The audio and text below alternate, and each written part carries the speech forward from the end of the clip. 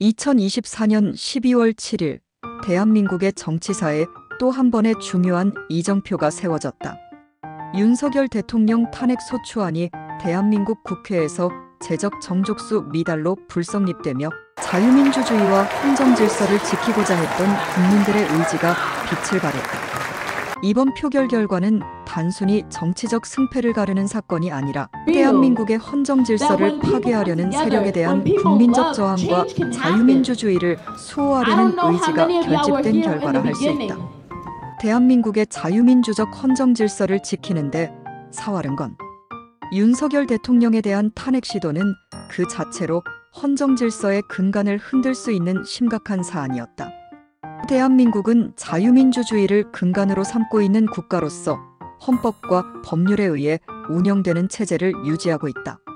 그러나 특정 이념에 편향된 반국가 세력들은 이러한 헌정질서를 흔들고 자신들의 정치적 목적을 달성하기 위해 대통령 탄핵이라는 극단적인 수단을 꺼내들었다.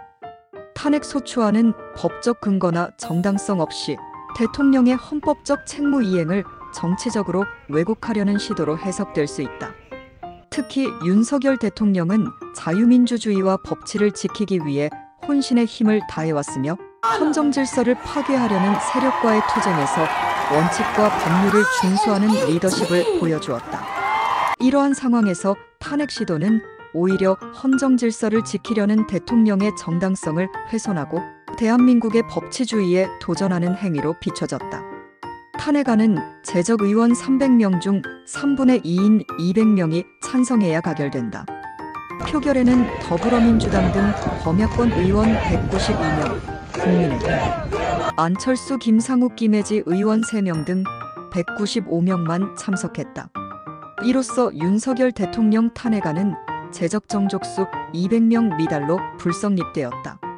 이번 탄핵 소추안의 불성립은 대한민국 국민의 의지가 국회의 표결 과정에 반영된 결과다.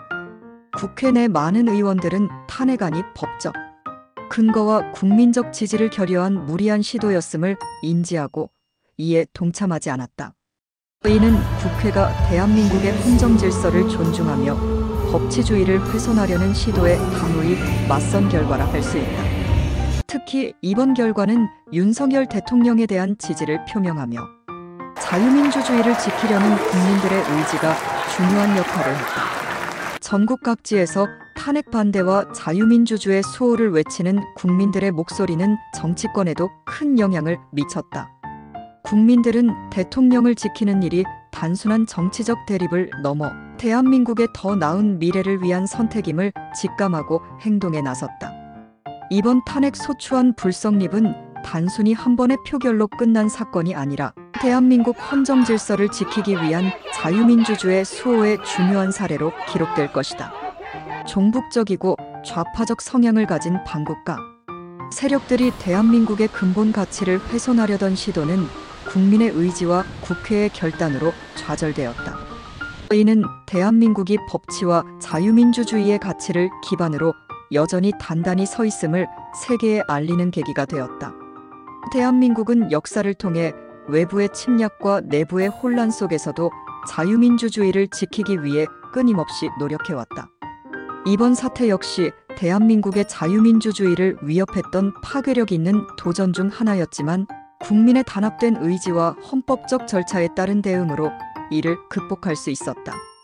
탄핵 소추안 불성립은 자유민주주의를 수호하고자 하는 애국 국민의 승리로 끝났지만 이를 계기로 대한민국이 앞으로 나아가야 할 방향에 대해 깊이 고민해야 한다.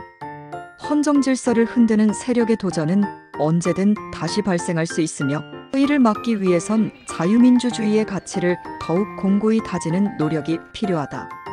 또한 국민과 정치권 모두가 법치와 헌법적 가치를 존중하는 성숙한 민주주의 문화를 만들어야 한다.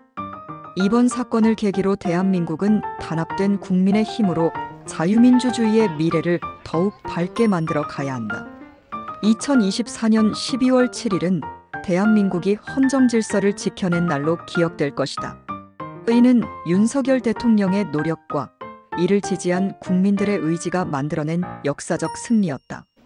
대한민국은 앞으로도 자유와 법치의 가치를 지켜내며 전 세계 실체적 자유민주주의의 본보기가 되어야 한다.